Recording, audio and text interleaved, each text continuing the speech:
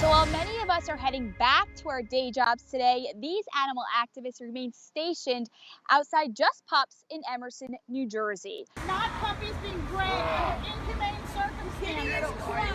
Hideous club. They're protesting against the store owner, Vincent LoSacco, whose store is still open today despite not having a license to operate. Well, the public outcry has been pretty clear that they are not comfortable with this business in town. There is an ordinance that says if the public expresses their opinion and supports not relicensing a business, then the council can do it on that. Now, Mr. LoSacco has applied for a license, just not in the time frame for which the borough requested. They requested all documents to be submitted by June 6th in order for it to be reviewed by a town council. Basically expected the borough to issue him a license the very next day without the council voting on it.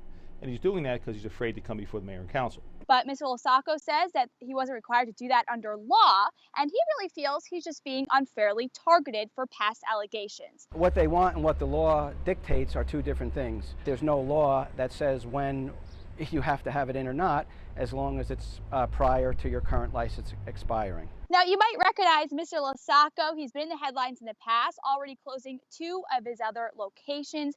In April, his Paramus location was shut down after 67 puppies were reportedly found inside a van.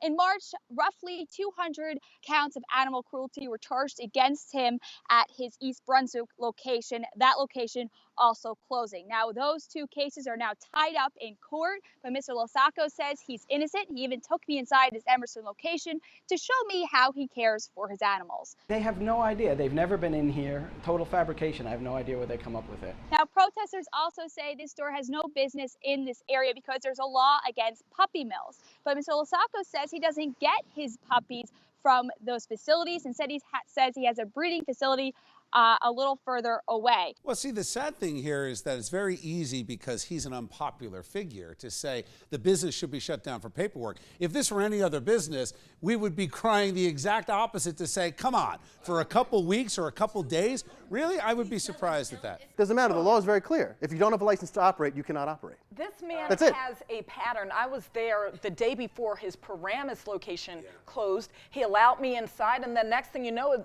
we had to tell people, oh yeah, this business is not open anymore.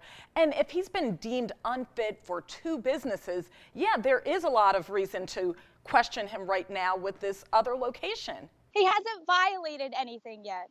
He has right up in his storefront the requirements that are needed to have a business opening. And he just doesn't have his license up because, according to him, he didn't get it in on time. But he has what the government has given to him for the health has been approved, his other inspections, he's passed all that. So he has what a lot of the protesters outside are claiming, that he is treating his animals unfairly. They're really not debating too much about the license requirements. They're more so debating about his past allegations, which are still in court today.